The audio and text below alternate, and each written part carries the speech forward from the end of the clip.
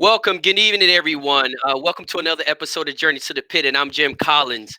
Tonight, we're going to have another special guest on, hailing all the way from the Philippines. It's been a highly anticipated interview. Many of you guys know our special guest that's coming on. For the ones that do not, y'all guys will get to know him this evening.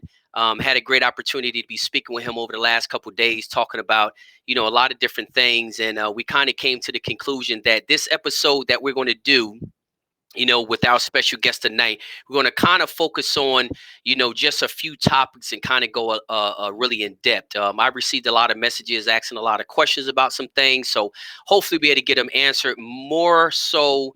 The topics we're going to probably focus on is going to be more so pointing, pre-keep, conditioning, and feed. We're not going to go over the typical gamut like we do usually, talking about breeding, brood selection, stag care, biddy care, all those other topics that we normally talk about on the show every week. So tonight we're just going to narrow it down and just talk about a few topics, but try to go really in depth. A lot of guys are very interested in this topic, has always have a lot of questions about this topic, and since our special guest is located in a country where the sport is legal, he's able to talk freely about how he do things, why he do things, and hopefully after tonight, y'all guys get a lot of answers to a lot of y'all questions. I think tonight, too, with our special guest, he will open our minds to some different ideas and maybe get y'all guys to try something new. Some of y'all guys may have already tried some of the things that he may talk about tonight. But I think this is going to be a very great interview, like all the rest of our interviews. But like I say, tonight, with our special guest being in a country that the sport is totally legal, he'll be able to talk more freely and go in more in depth about certain topics that we typically can't really address due to our location. So he'll also be talking a little bit about the tools or the knives or the collectibles, depending on where you're located.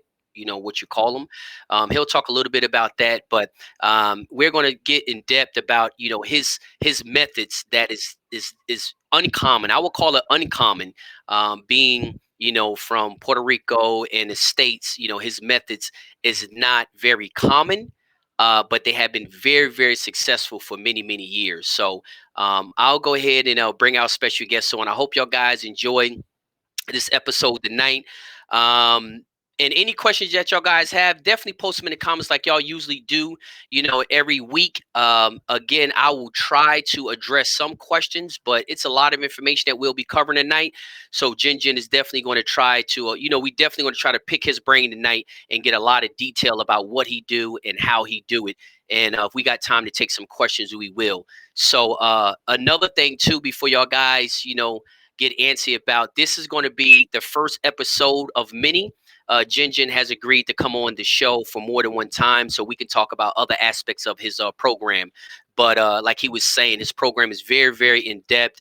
It would just take all day, to kind of go through his whole program. So what we're going to do is focus on these topics tonight, and then he'll come on at a later date, and then we'll talk about another aspect of his program. I know a lot of y'all guys have already went over to his Facebook page and got an idea of his background. But when we bring Jin on, he'll introduce himself, and then also he'll tell you about some of his past history, his past successes, and then we'll go ahead and get into the interview. I see we got a lot of guys already checking in from California, Arizona, Texas, Ohio, guys are Hawaii. I see Guam. I greatly appreciate y'all guys joining us once again tonight. Yes, and I don't know if we're going to be able to talk a lot about what Jin is known for in the Philippines, which is those domes or bulikos, depending on where you're located in the world. But the guys who know him know that he's very, very famous for that. So we may touch on that a little bit, or we may leave that for another episode, depending on what we able to get done. Also, I would like to give a thanks to Jay Sanchez. He really kind of put me in contact with Jin and helped this interview become possible. So just want to give a shout out to him. So let me go ahead and bring in our special guest this evening, coming all the way from the Philippines, and give him a few seconds. 2, 1. Jin. Welcome to the show this evening. How you doing today? I'm good. I'm good. Great, great. Well, it's a pleasure to have you on the show. I know you and I have been talking a little bit over the last, week or so, and we kind of got to know each other pretty good, and having an opportunity to talk about different kinds of concepts and perspectives on the sport. But mainly me just asking a lot of questions and you doing a lot of answer, which I appreciate that. So Hmm. tonight they know who you are because I put up the post. But if you can introduce yourself and just tell us a little back history of you for the people who do not know who Jin Jin is. Okay, I would like to greet some of my friends. Uh huh. First and foremost, I would like to greet my hermano, Larry Esquivel, Okay. and two of my BFF, Jay Gentry and Todd Dixon, and especially to my province mates, the California Dreamers, would be Ferdy Patam and Fred Obi. Hi, I've seen him. Okay. He kind of like sent a message or said Uh huh. hi. Mm-hmm. And I am Jenjen Arayata. I breed domes, and I've won a few derbies, the Word Slasher twice, and the Bakbakan Derby once, and been runner-up in several Word Slasher Derby and Bakbakan Derbies. And I've won a few of small-time derbies and big events too. And I love chickens. That's all You I can love say about chicken. it. Uh-huh. I know you love chicken. So Jin Jin, tell me this: are you first generation, second generation cocker? Actually, I'm the third generation cocker from my grandfather to my father and my uncles and me. Okay. Okay. So third generation. So you've been around chickens basically since you've been born. Hmm. I've been with the chickens ever since I was 6 years old, and I'm 53 now. Then probably that's 47 years of my experience on chickens.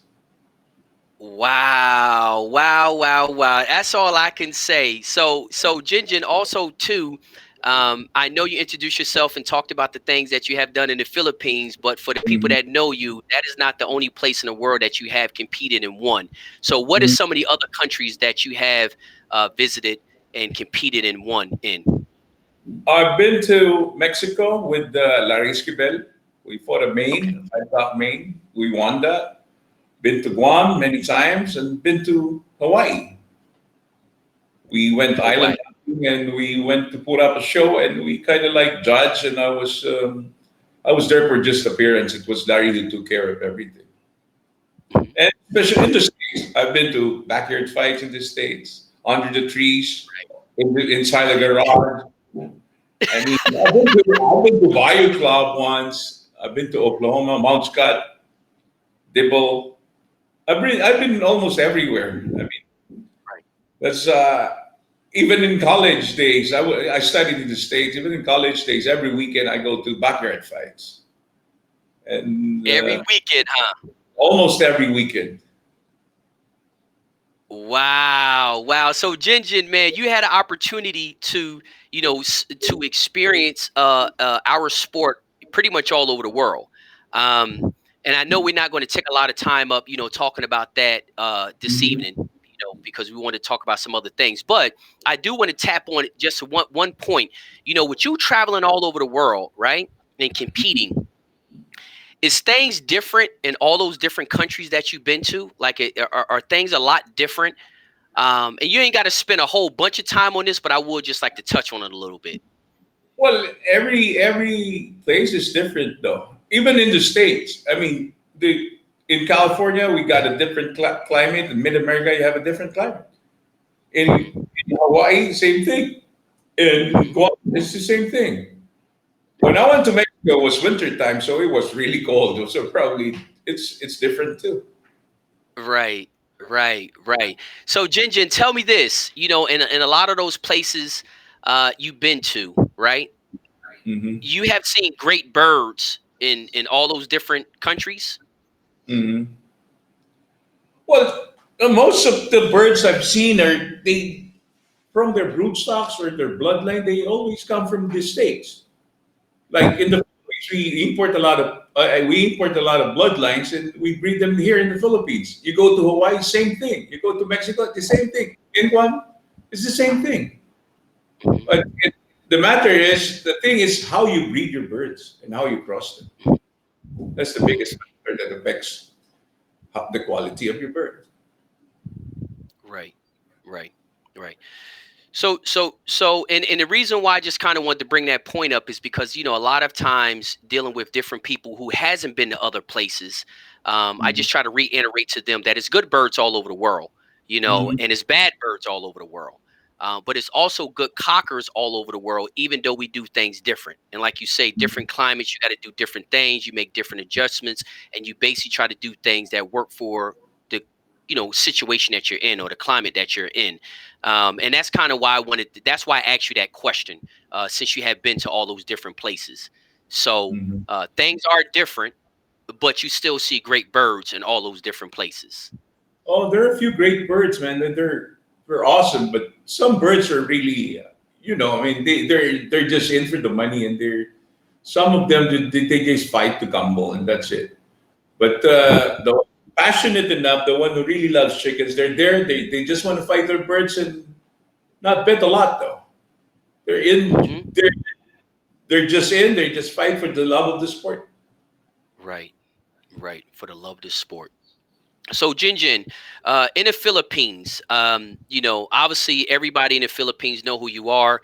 I have received a lot of messages when they realized that I was going to be interviewing you, and they not only talked about the different successes in the derbies and the big events and stuff like that, but they also consider you one of the best knife tires in the world. I mean, I have heard that from at least 12 people that none of them know each other, but they all know you. And they was like, that guy you bringing on, I don't know if you know him, but Jinjin is like one of the best knife tires in the world. And I know I said that to you earlier. He was like, no, no, no, there's a lot of guys out there better than me. Well, that may be possible, because that's all subjective. But how long have you been tying knives, man? I mean, being the best knife tie in the world is no, maybe outside of the Philippines probably, but out. I mean, not probably in the top 10, but outside the Philippines though. But I've been tying the knife for almost 30 years now. For almost 30 Almost years. 30 years, huh? Uh-huh. I've So, been I've been paying tuition fees before, but now I'm somewhere there. I'm somewhere there. The Philippines, man. I mean, the Philippines. It's all even. It's all even. It's all even. right, it's all even. Yeah, it's you're right. Y'all guys do it all year, all year long, and like you say, y'all guys are very active, so y'all get a lot of practice in. Mhm. Um, but Jinjin, tell me this though, is knife tying? Everybody's not a good knife tire now, or is that Mhm. what you're saying? Are you saying everybody in the Philippines are good tires?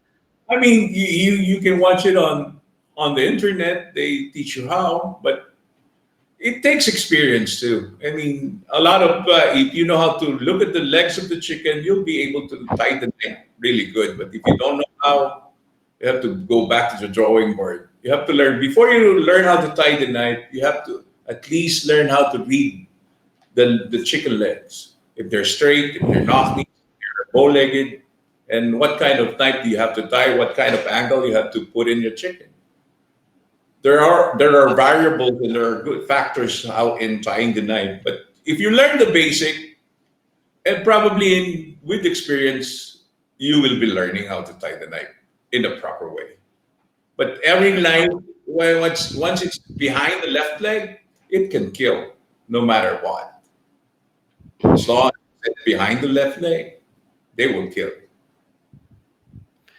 So Jinjin, tell me this. I mean, you brought up something that I really never heard talk about a lot, was the fact that you said it's like different types of leg structure: straight leg, knock knee, bow leg, and you said you have to know that and know how to. Is it a particular like tie that you put on those different structure of legs, or is it different angles that you would tie? Yeah, it's different though. If you got a knock knee, once you put it the way inside, it's going to go horizontal. I mean, that's too much. Too much going in. Too much English in, and it's they can kill too. But hey, it's more like not going in. It's more like slashing instead of. I mean, the one that kills is the one that goes in deep, but the ones that slash Hmm. it does not go in, right? So the Hmm. one that kills is the one that goes in deep. Hmm. So So different, you tie different. the say the knock But knee ones, you have to tie them on a different angle. Is basically what you're saying, correct? yeah, Okay, okay, and it's that's very hard to explain if you're not there. I mean, maybe some people would agree with me, or some people would disagree with me, because I mean, they have their own style, and I have mine. right, right. But you, like I say, you brought up a point that I haven't really heard talk about is about bird spin, which I know this, but you saying that first thing you need to learn is learn how to read the leg in order. Mhm. That's the basic right there. You have to learn how to read the leg before you can even determine on how you need to tie it, right? Mhm. And then Right. once you learn how to read the leg, then you can learn on, okay, knock Mhm. knee, you tie this way. Bow leg, you tie this way. Straight leg, you Uh, tie this way, right? yeah, yeah. Okay. Um, and also too, Jinjin, tell us the size of the weapons, the variety, because I know we talked about it, but what is the variety of limbs of weapons that's used in the Philippines? The maximum I use is like 3 7/8, 3 3/4, and the least I would use would be probably 3.5. Okay. inches. Right, right. 3.5 inches. Mhm. Um, and that's going to be the minimum that you'll Mhm. use. Three and a Mhm. But half. if really short legs, probably I'll try at 3 inches if the legs are really short, though. Okay, that was going to be my next question. So basically, regardless of how long the legs are, you still would tie Uh, at 3.5. But you said if they got mhm. short legs, you would even go down as small as 3 inches. Because there are like there's like 3 3/12. That you probably you cannot use the 3.5. You can, but no, I'd rather not. Right. It's just too long. Uh huh. So Jinjin, tell me this: is it a particular way from looking at the length of the legs? Is it a particular way from looking at the length of the legs that you can determine what size knife that you would like to use? I mean, on the knock knees, I would probably tie a shorter knife, Okay. so they How about the won't make bow a leg? so they won't make a selfie. You know what that is? Yeah, I know what a selfie is, and everybody watching know what a selfie is. I mean, a selfie is when you hit your own head Right, on. that's right. A selfie. Uh-huh. Yeah, that's it. Yeah, exactly. Believe me, we know what a selfie is. Self-inflicted. So I yeah. thought it was just a Filipino term for hitting your own self, but it's all. That's a funny one. I never used the term selfie, but as soon as you said selfie, I knew exactly what you were talking about. So I guess that's Uh, a term we'll use now. Selfie. You don't want to do a selfie. So on a knock-knee bird, you want to tie a shorter knife. This uh, way, you don't create a situation where the bird's going to give itself a selfie. yeah, Um, but mhm. Yep. Go ahead. Go ahead. so Ginger, how about on a bow leg? Same thing. Same Same thing. thing. Uh-huh. So a straight leg is the only one that you really have the ability to do the 3.5 to or longer, correct? Uh-huh. Okay. So a not knee bird, a bow-legged bird, you're always going to have to do like a shorter whip. So tell me this, Jin Jin, and I know you're not in Mexico right now, but you have competed in Mexico and you got a great understanding of the lengths of the knives. With like short knife in Mexico, would that be something they would need to take in consideration, even though the weapon is a lot smaller, or is that the bow, not need the structure of the leg is probably not that big of a factor, or would it still be a factor with a short knife, like Mexican short knife? I mean, I've seen the Mexicans tie their knife. They are more on the inside, and that's the way I like it. So, and they're used to it. There are a lot of knife tires, good knife tires in Mexico, because they've been doing it for the longest time. And their angle is more on the inside, which is same as mine. I've got more on the inside. More on the inside. Uh-huh. Okay, well, Jinjin, tell me this. Uh, and this is a question that one of the guys asked and Randy asked, do you tie the knife different for a bird that's a ground fighter versus a high breaker? Not really. I just as what I have told you earlier, that I put my knife more on the inside. They can kill you up in the air. It can kill you in the ground. Got you. Okay. Okay. Gotcha. And then you say that with a Mexican style knife, that the knife is short enough that Mhm. they already tying it probably most Uh the most effective way, right? huh. Yep. Okay. Okay. And the only reason I say that, I asked that question because we have a lot of viewers that in Mexico. We have a lot of viewers in Mexico and stuff that show that Mexican knife. And I know you have one in Mexico. So when you won in Mexico, was it a long knife or a short knife that you won when you fought They in were Mexico? when I was brought there. They were trying to introduce the long knife there. Hmm. I fought a main. I picked three out of. I mean, I fought. It was a 5 o'clock main, and I picked three birds out of 10, and I told them to pick the two. And fortunately, the three I picked, it was a sweep. I won three straight, and that's it. No more fight. Wow. Wow. They And were and they with were you, they were trying to borrow my knife, but hey, you have your own weapon because I bought a knife that's really sharp, and they were using theirs. So why would I give them a stone to throw back at? so Ginger, we also going to talk about that too. Well, and now that we are talking about the knife, well, how about in Guam? Do they show the same knife in Guam as they do in the Philippines?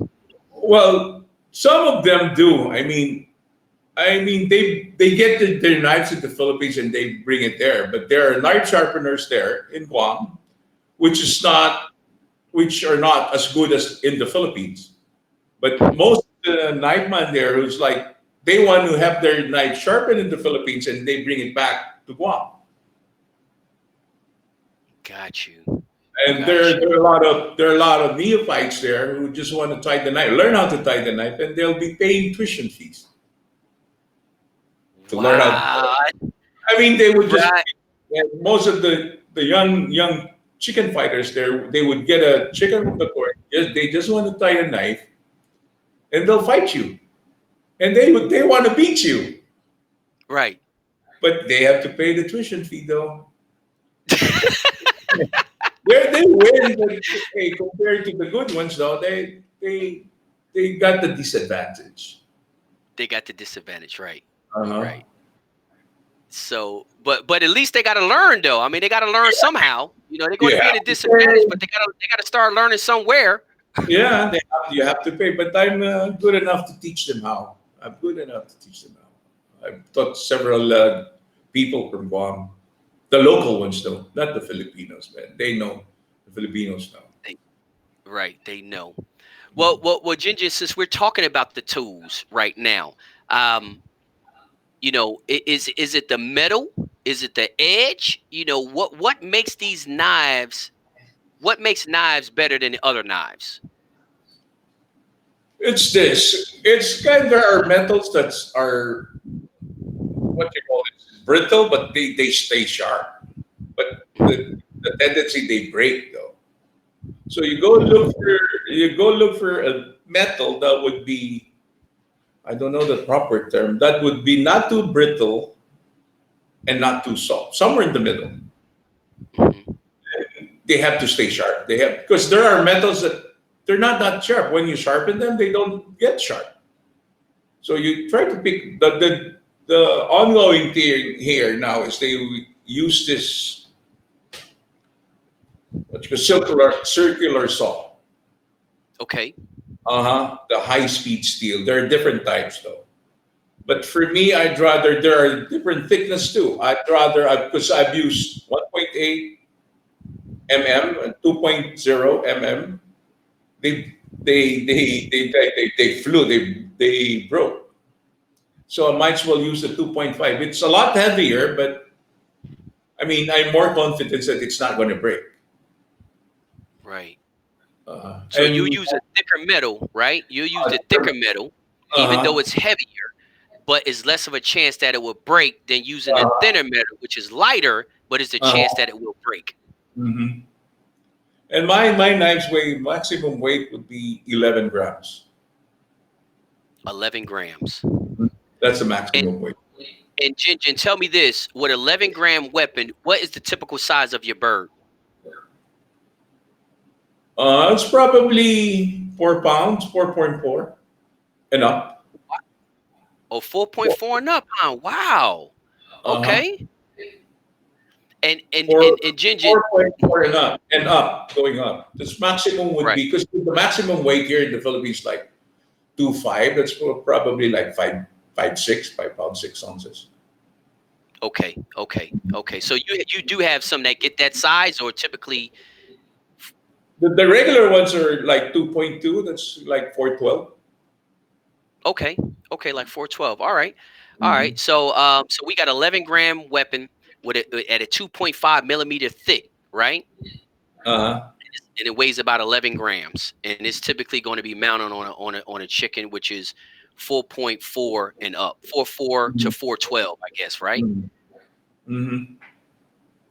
Yeah, and I'm so itching to start to talk about your domes, but we just gonna hold off a little bit because our guys are already in the guys are already in the comments wanting to know about those domes. So we're not going to get into that right now. So we talked about we covered the knife. You talked about the limps that y'all guys use, the thicknesses that's used, the different types of Mm-hmm. metals that's also used, and the importance of the knife. One of the most effective things is the knife being able to get extremely sharp and hold the edge, right? Mm-hmm. Right, right. Got you, got you. So, guys, we covered the knife, pretty much uh, uh, as in depth as possible. But tell me this, Jin, and I just see Ray Cortez just asked. Um, he says here, let me just see here. I don't know if you can see it, but he Uh-huh. says, "Do you really think the weight of the knife is important for a really strong bird? So, if the bird is really strong, do you think the weight of the knife plays a role?"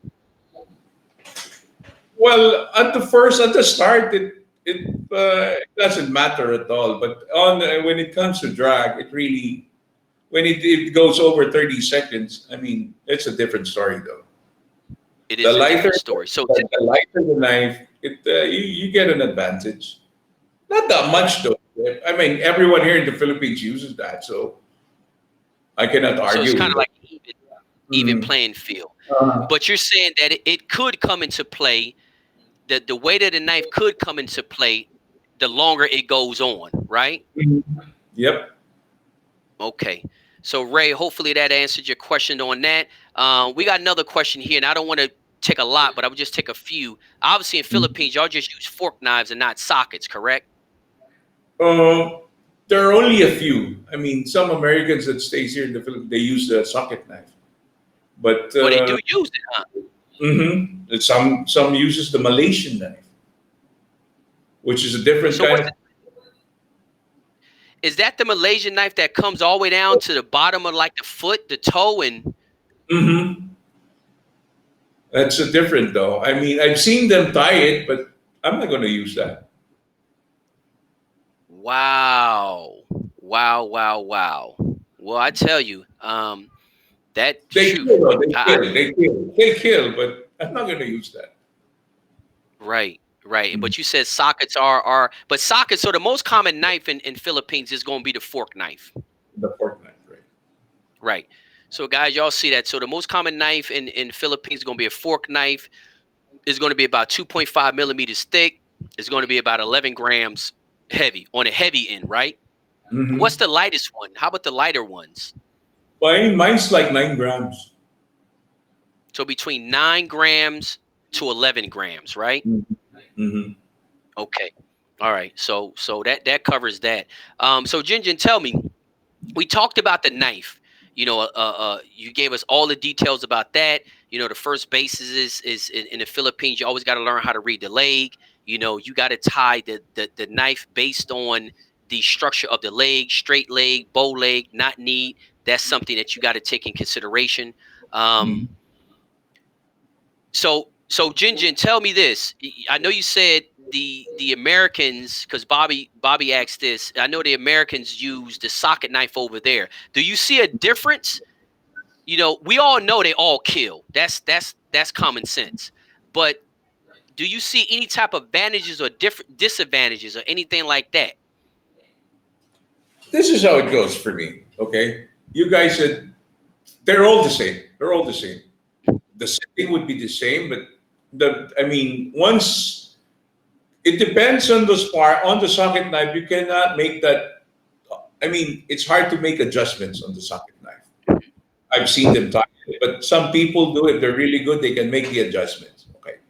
The only difference between the socket knife and the Philippine knife, if you bring your socket knife to the Philippines, the Americans bring the socket, and they don't have it sharpened right, we'll have the advantage.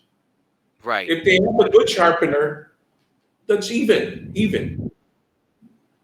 That's And the even. metal too plays into Yeah, effect too, yeah, also, yeah. right? Uh-huh. But some Americans, they'd rather have.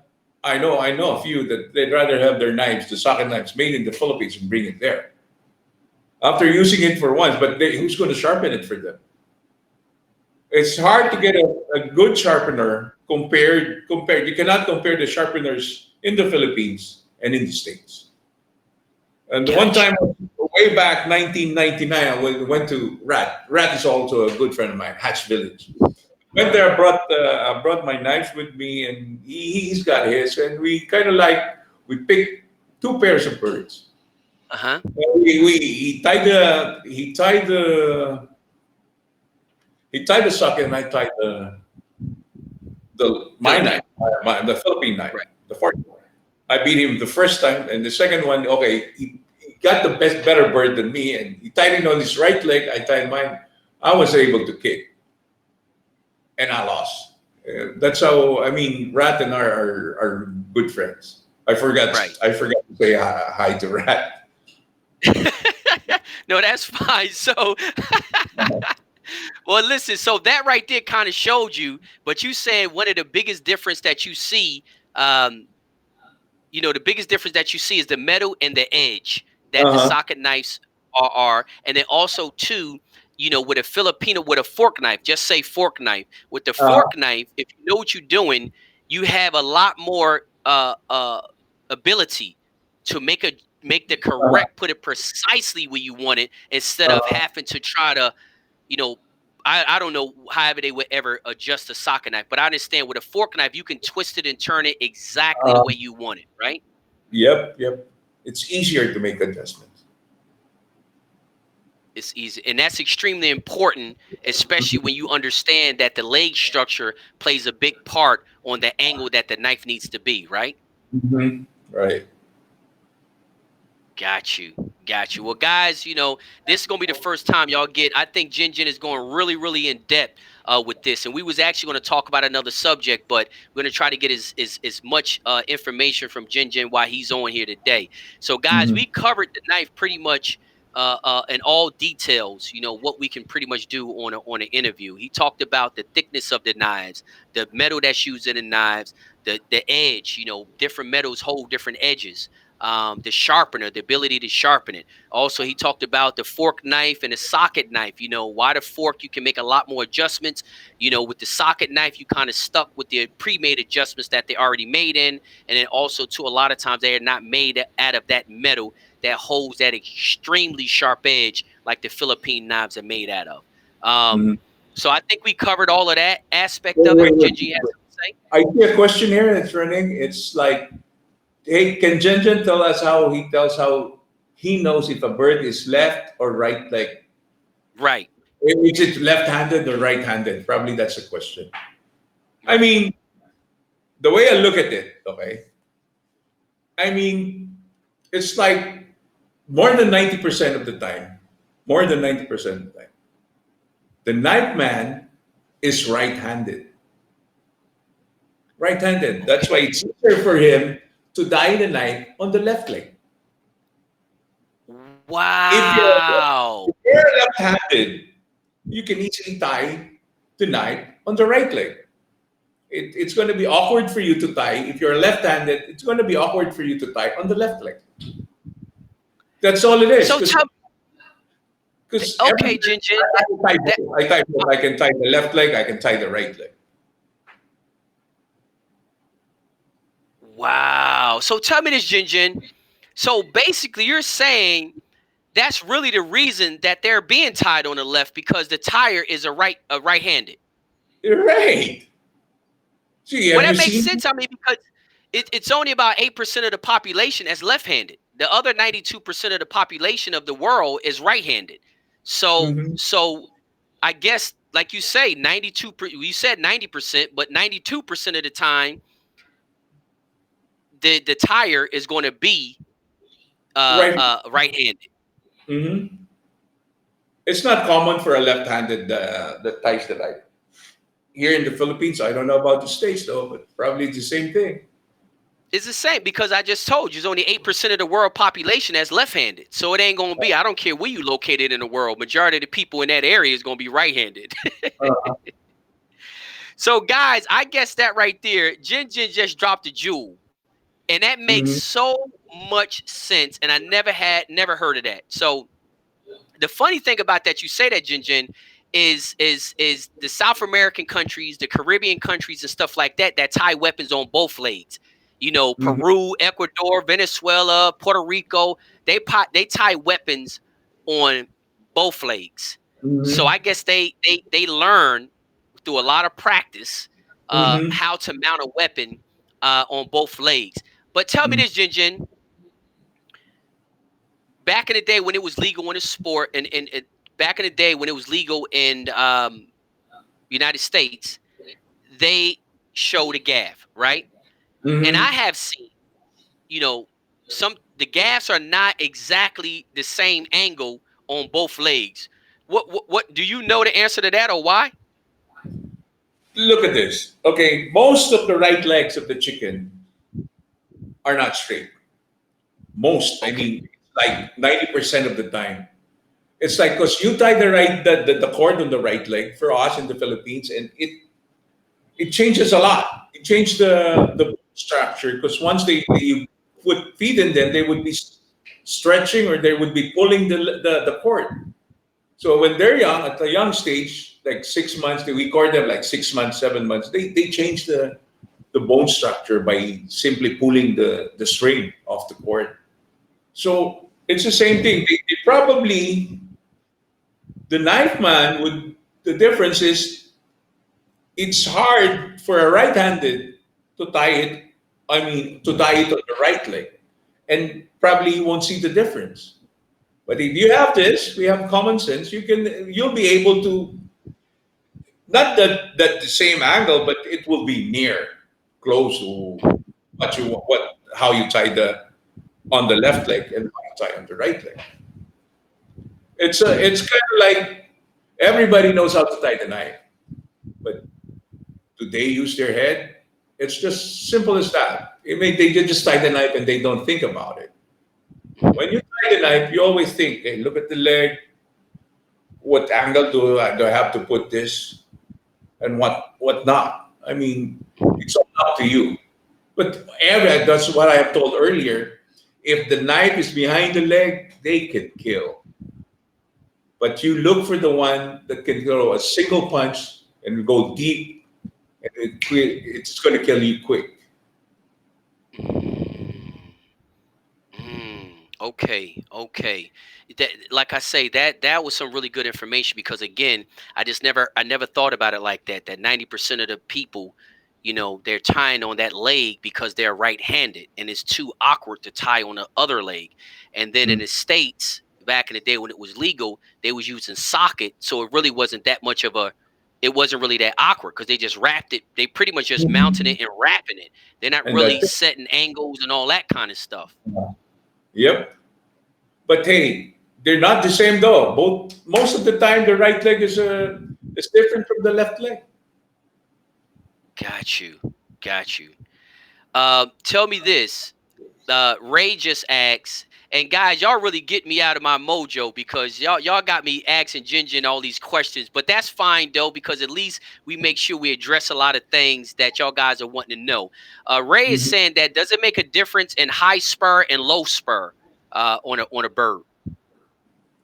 Well, for me, it's the same thing. But what kind of knife are you going to put though? The high spur and the low spur. What type of knife? Because if you have a toe ring, If you have a toe ring like the on our I mean our fork knives, if you have a toe ring, it's going to be hard though, because there should be an exact measurement of the base of the knife. If you have a toe ring, if it's high, then you will be pulling your pinky toe. So that's That's why right. my knives, I don't use the knives with a toe ring.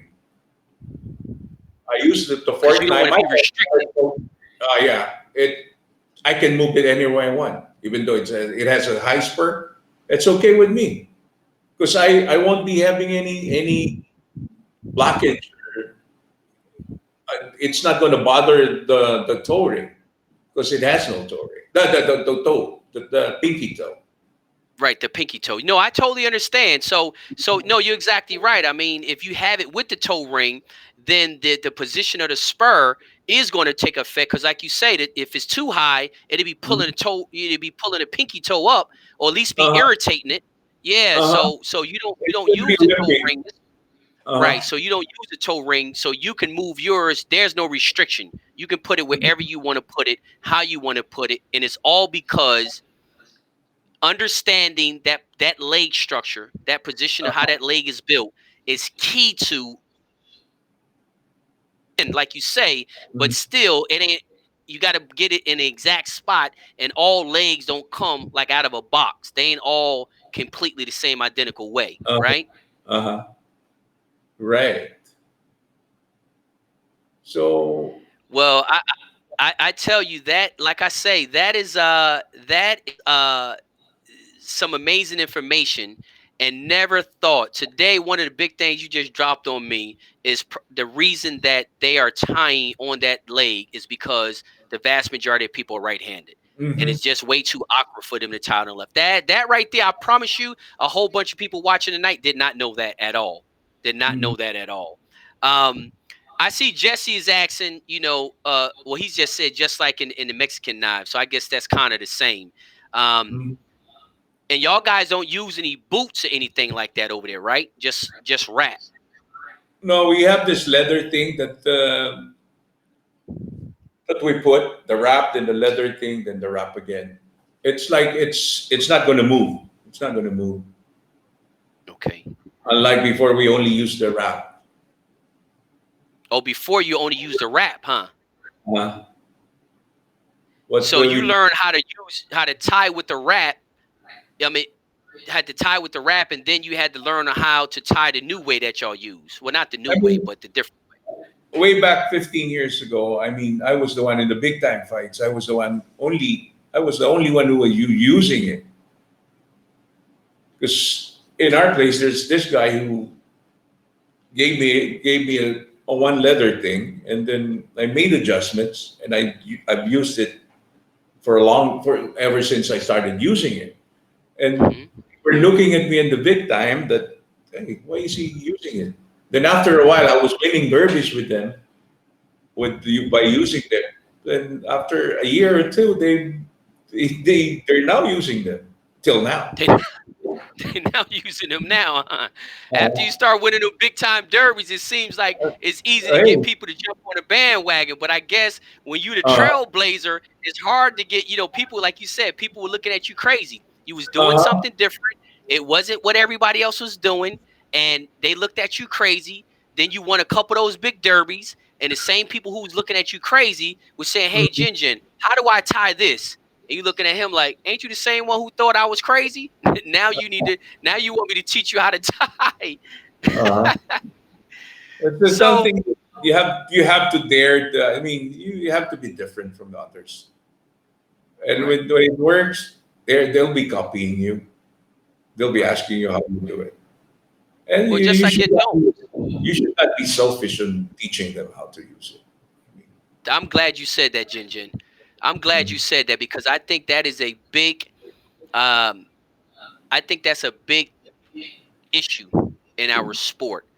Is a lot of guys are selfish with their information because they're so afraid of giving somebody the edge. But on the flip side, it hurts the sport as a whole Mhm. because if you're only thinking about yourself, and I always say, and a lot of times in my videos, stop being so self-serving.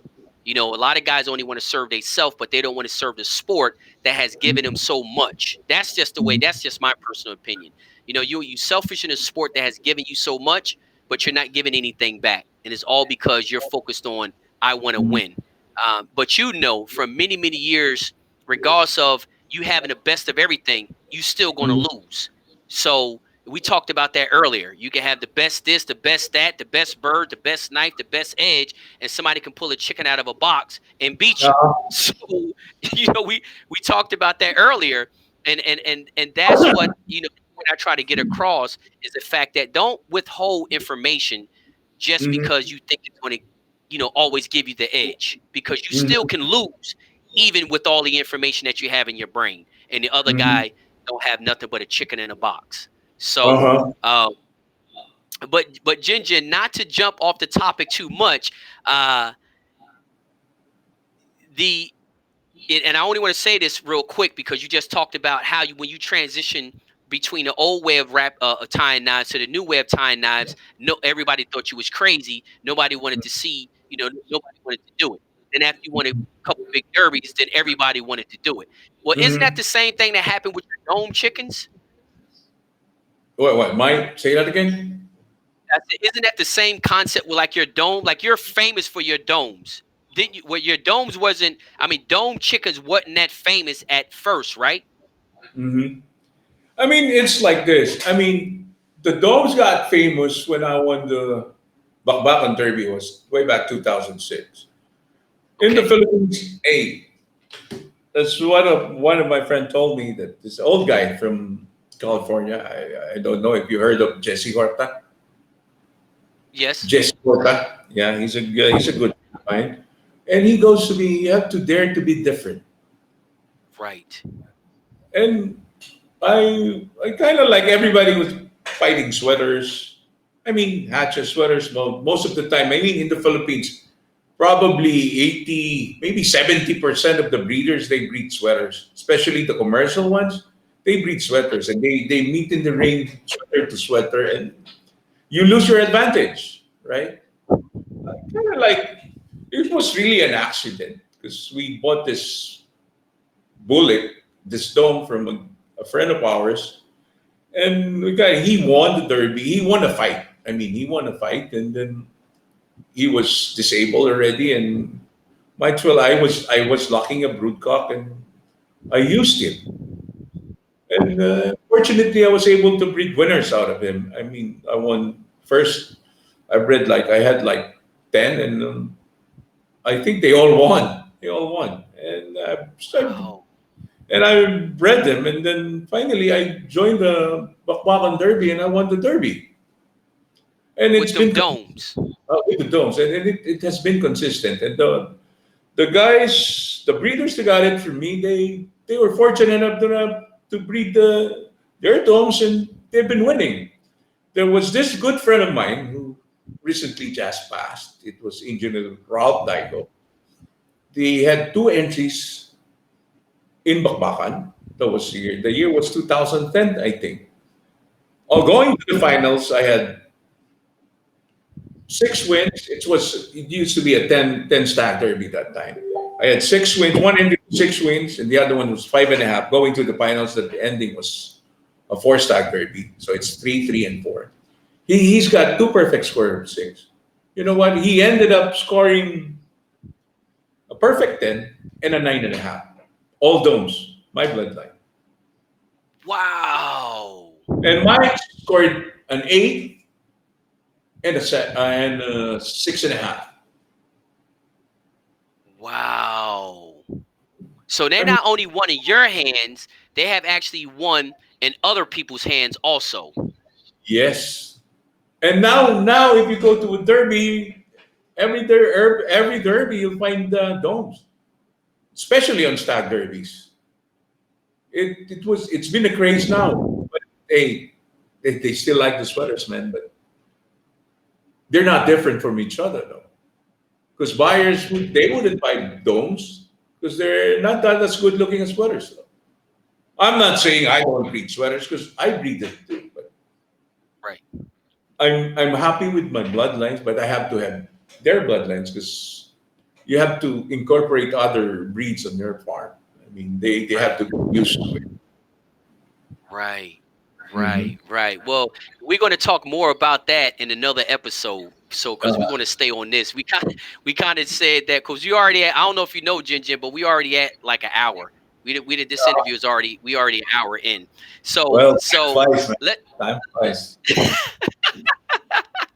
so Jin Jin, let's talk about you and I was talking about a lot of different things, and just we was talking about climate control, feed, moisture control, and all that kind of stuff. So, um, first thing I want to talk about is because you're very unorthodox about this, just like you were with the domes. You came out, with the domes, like you say, you got to be being different. You're very successful with the domes, but you also do something that's very uncommon too, which you feed pretty much all pellets, correct? Mhm. You're right. That's what I do. I feed almost all pellets. Almost all pellets. Almost all pellets. Uh, Um, and as you know, because you've been all over the world, feeding all pellets is not very common, huh? In other parts of the world. this is what people do not know. What is a pellet? I mean, in pellets, you have cracked corn, you have trigo, you have barley there. Depends on who formulated your pellets. But I've got my pellets are probably different from the others because I had a person who has a doctorate in animal nutrition. And I asked for his advice and I asked for his help. And he was the one who formulated it. It took a while for me to make adjustments and on the CD and everything, but it's all there. It's all there now. But too much pellets, it makes your chicken really what you Muscular. call stocky, muscle, full of muscle, and you take away you take because you probably one or two steps slower than the other one. You got the body, but nowadays, if you buy your birds, you need to have speed. I mean, they don't rush, but you have to have speed. Once they get contact, you should go all the way. I mean, with pellets, they tend to be if if you're really stocky and everything, you're not as agile as the one that's are really thin. So you have to from my pellets, I have to make adjustment to make them slim and trim, but not thin though, not thin. So it's up to you. It's instinct probably. I don't know much about nutrition, but I make adjustments. I ask questions on the proper authority, what to do and what to feed my birds. Right. It's not from a chicken man, it's from a nutritionist who has a doctorate on A animal doctorate. nutrition. So right. I mean that's a great point too. So you basically use scientific evidence. I mean Uh-huh. scientific information to determine on how you formulated the Uh-huh. pellets and then also how you make adjustments to your feed. So you use a Uh-huh. nutritionist that has a doctorate in animal Uh-huh. nutrition and he helps you understand on how to adjust your feed, but it's still the Uh-huh. same thing. I know you Yep. talked about it's still pellets. It's not like Mhm. he got you adding grapes, pineapples, cottage cheese, buttermilk, bread. He not popcorn. He don't got you adding all that other stuff. He just have you make adjustments on what is Uh-huh. already a normal feed, correct? You're right. Right. But I don't I used to I mean before, man. Bananas, feed them bananas, apples, orange juice, buttermilk, oatmeal. Hey, that's not going to do anything, based on my experience. Wow. Maybe other cockers would say it different. But I've been through a lot. I've experienced a lot. I followed the American way, and the best for me, what works for me now is simply common sense. Hmm. Hmm. So tell me this, Jin, because that is a huge that's why I call your method unorthodox because now it is guys I know um, in the states that feed nothing but pellets. So I have seen it Mhm. done before with success. Have seen it done before with success, and that's why I wanted to get your input because you've been on a world stage winning feeding Mhm. pellets. Mm-hmm. not just like you say, hack fights and garages and stuff like that. You've been on world stages, some in the biggest derbies in the world, feeding Mm-hmm. pellets. So that's why I just thought it was. I just feel as though you can give us a lot of information, and from what you're saying, it ain't really much information to give, besides the Mm-hmm. fact that you had an animal nutritionist formulate your pellets, and Mm-hmm. over the years, y'all guys have made adjustments, not on the pellets, but the amount of pellets that you feed the chicken to keep them from getting too bulky, correct? Mm-hmm. Right, right. Now, on your rations, what other stuff do they have in their feed besides the pellets? I mean, say that again. Say that again. Didn't quite get it. Now, What? you feed pellets, but you also feed something else because you said you feed Uh, almost all pellets. You do feed uh, a couple other ingredients. well, I put safflower, sorghum, crop corn, a little bit of crop corn, oat growth, barley, and trigo. But not that Okay, much amount. It depends on the proportion though. I have my own mix, but I forgot to. I need to. I'll tell it to you guys on the other episode. right, I right. have my own formulation on the proportion though. But I really make Okay, adjustments with the grains. I get 50% of the grains, then two parts. Let's say one part of the grains and one part of the pellet. Sometimes two parts of the grain, one part of pellet, or sometimes vice versa, two parts of the grain of pellets and one part of grains. It all depends on how gotcha. I feel the birds. It all depends on how I feel the birds. So when you feel them, you make the determination of what adjustments you need to make, but you're not putting anything strange in their diet. It's the Ah, same stuff that have already been given. You just make what some I'm, adjustments on the yeah, ratios. what I'm feeding my birds in the cord, I would be feeding them during preconditioning, and even in keeping, same thing. It's the same thing. So now that you started that topic, let's go ahead and move to that. So guys, Jin already explained, you know, his success in feeding the pellets and how he came up with the formulation of the pellets. How he make adjustments on the pellets because, like he say, it will make them too bulky. So he changes the ratio and what he feed on the pellets. This way, he can keep the body where they're more agile and Mhm. flexible and not as bulky and stiff. So Jin, tell me,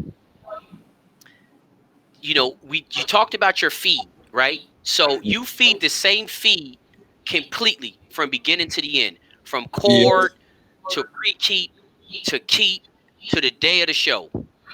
Right, right. On the day of the show, it's probably pellets alone. Pellets Just alone. pellets alone on the day of the show. On the day of the fight. And Okay, hey, Jim, whatever I'm saying, this is not a guarantee win. Maybe you guys would disagree with me on what I'm saying, but it's probably add a little something of what you learned from us. And but this does not guarantee a win. But I can tell you this: maybe the pellets you're using would be different from mine, so it would not have the same effect on your birds and then my birds. The way I raise my birds would be different from how you raise your birds. So maybe I'm saying that's not right for you guys, or maybe I'm saying what's right. But no, but this the all deal. I This can do is share my knowledge for you guys. Say you just take the good ones and throw away the bad ones. Well, this is the deal, and you're exactly right. But see, the great thing about these interviews, Jin, is the fact that you're not trying to convince anybody to do anything. You're Uh-huh. just here telling us what you do. Now they can take it or leave it, but that's Uh-huh. what these interviews is all about. Everybody that comes on this show, nobody has done anything the same. Like every single person that has came on here has done something different, but they have all had success. So, like I tell all of them, you're Uh-huh. not here to convince anybody to do anything. We just want to know what you do. So when you tell us what you do, it may be it's like you say, some of the stuff we can use, some of the stuff we can't, but we want to hear all of it. I want to hear Oh, all of it. I don't want you holding back and of anything. Lay it all out on the line and let me pick out of it what I can use. If I can use 3/4 of it, fine. 10% of it, fine. Or maybe I can't use it, but I know somebody else that maybe can use it. So yeah, Jin, believe me, like I say, just keep this information coming because it's not about you ain't guaranteeing nothing. You just telling us what Jin does. So, you know, why don't you us talking about this, why don't you or why do you feed the same feed throughout the whole entire from the cord all the way to show day? Okay, let's go back. I mean, before I used to do the same thing. I mean, I make adjustments. Once I get the chicken from the cord, I give the pre-con feeds, which is like every other Filipino does way back 20 years ago. I mean, we give them oatmeal with germ, dextrose powder, tomatoes, onions, carrots. I mean, cabbage. I mean, everything. Buttermilk, milk. But okay, from the cord we spar them. They're super. They were super though. Then I changed the feed, deworm, changed the feed, feed it what the rest of the people are doing. And after 2 weeks of light training, and then when I spar those birds, it's like it's way different. I mean, instead of going up, they're going down. I mean, Hmm. the sudden change of feed. I mean, it's different. It's not. We thought we're feeding them right, but they're not used to them, and we're used to having this 21-day keep, and it changes everything. I mean, they were not as sharp as they were not as strong and as good as before compared to the. I mean, they're doing it now, and it's like it's hard. When then I started. I mean, I've been doing it. I same thing. I was winning derbies, but I mean, sometimes I'm not consistent. To cut it short, I'm not consistent. Then I finally like 6 years ago, I was feeding pellets, okay, but they became too bulky. Like, and then hey, what's happening with me? And like 6 years back, I made adjustments again. It's like common sense. I mean, I made adjustments again. Plus everything I do. I mean, before I had this in a cock house. I had this humidifier. I have this air conditioned room. I have this control the climate and everything. But it has changed a lot. I mean, it's really common sense. Like here in the Philippines, I mean, you have to. They say it's the American way, which is I won a few derbies with the American way, but I kind of like thought about it, and hey, from the cockhouse, you control everything, humidity, temperature, everything there. I mean, but the thing is, you're in the cockhouse. Once you get out of the cockhouse, going to the healing area and waiting for the going up the ring and inside the ring. There's a big difference. Let's say that's like somewhere between from the cockhouse going to the healing area to the pit. It's like somewhere between 20 to 30 minutes, right? Hmm. The way there. You don't see the factor from your controlled environment going to the pit or going to the healing area. It will change. Temperature change, humidity change. I mean, they change. I mean, staying there, they change too. Going up the ring, it's a different story then. Why would you keep your birds on a controlled environment and you know that a few minutes it will affect your chickens in a sudden change of room temperature and a sudden change of humidity. Why let your chicken stay in a controlled environment that you know after a few minutes they will be affected on a sudden change? Might as well leave it be. Just keep your chickens comfortable, not too hot, not too cold, just a regular or the same environment that they're going to go through from the healing going to the healing area to the waiting area to the ring. And it worked better for me. I don't get my chickens too wet. I don't get my chickens too dry. And they're used to the same environment. Right. Controlled environment, then to the 20 30 minutes span before you get your chicken get in the ring. Right, right. So that I mean, again, that makes a lot of sense. And you and I had talked about different analogies. It's like, you sitting in an air conditioned car and it's 90 degrees outside, and you open up Uh-huh. the air conditioned car, you go out to walk from the car to the store, and you already sweating. It's, Hmm. you feel totally different than when you was sitting in a car with air conditioning, to the Uh-huh. 10 steps that you took to the front door of the grocery market, and you completely, sweating. So basically, one of the keys that you said you had learned was with the climate control, like keeping your birds in a controlled environment with the perfect temperature, the perfect humidity, with dehumidifiers and humidifiers and all that kind of stuff. They have them in that environment. You keeping them in that environment. The next thing you know, you had to take them out of that environment into the arena, or to the healing area. Hmm. The temperature is probably, depending on how cold, what temperature you have your cock house, Hmm. depending on, a lot of times these arenas don't have any air condition. So there's a big fluctuation in temperature. I mean, it could be as much as, you know, 7 or 8 degrees. And people might not think that's a lot, but that's a lot. Hmm. So you come from a controlled environment. You said you bring them to an environment that's not controlled, and they're in that environment for 30 minutes. So it's almost like everything you did in that controlled environment just goes to waste, huh? Hmm. That's I mean, it's just the waste. I mean, there's going to be a big factor. I mean, hey, you know what happens if you get your chickens too empty. I mean, you go there, and it will suck up all the moisture that's going in. Hmm. Right, right, And right. S- it's just common sense for me. It's for all only for me, only on my opinion, though. Yeah, but but it probably wasn't common sense to you when you were like 12 years old doing it. It's common sense now after 40 years in the sport, but back Uh-huh. then when you was 12, 13, or say 5 years in, it probably wasn't common sense back then, huh? Mm-mm. Uh-uh. It's like I mean, cockfighting is a never ending venture. You venture yourself, and you everything you do is based on experience.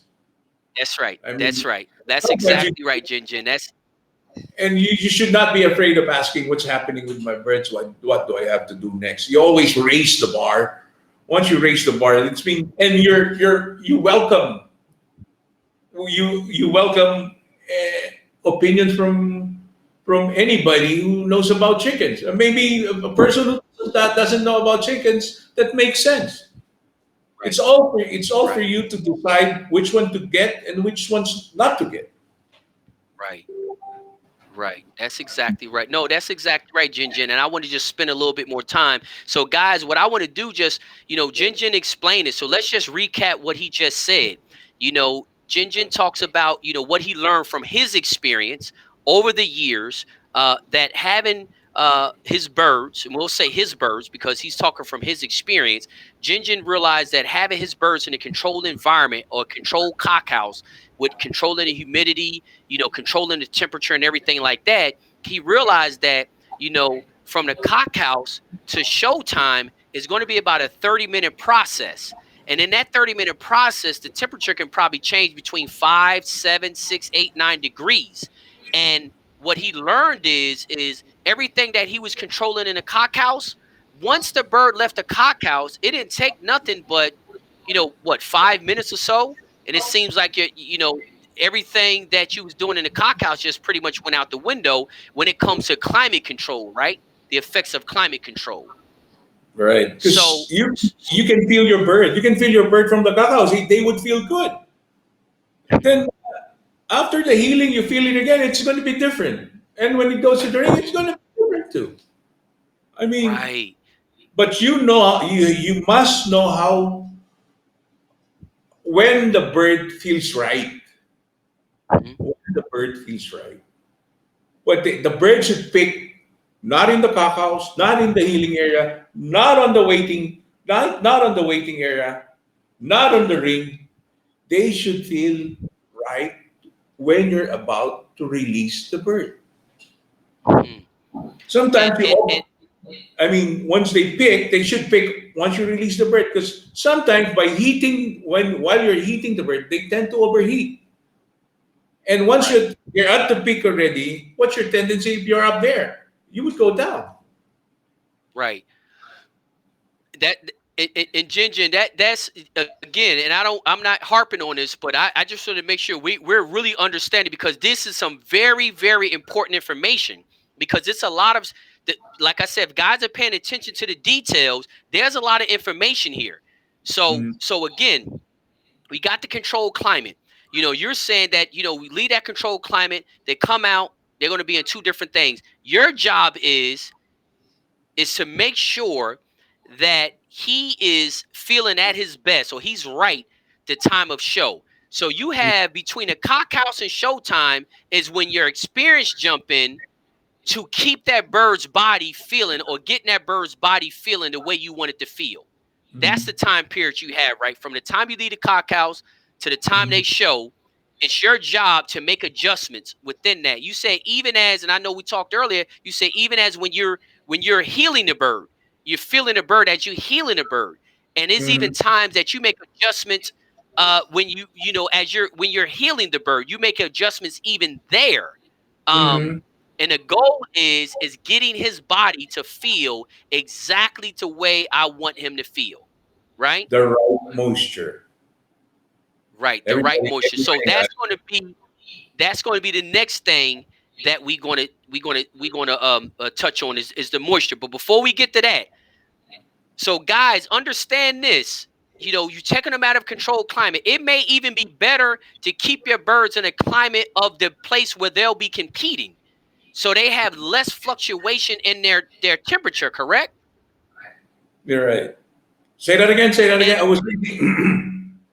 oh, you was reading some comments. Yeah, I know the comments is coming up left and right. And guys, we're going to get to the comments for sure. But I just want to make sure because this is also going to go on a podcast, and there's a lot of comments that's not going to be able to be seen on a podcast. So I just want to make sure we get a lot of good details in here in the audio.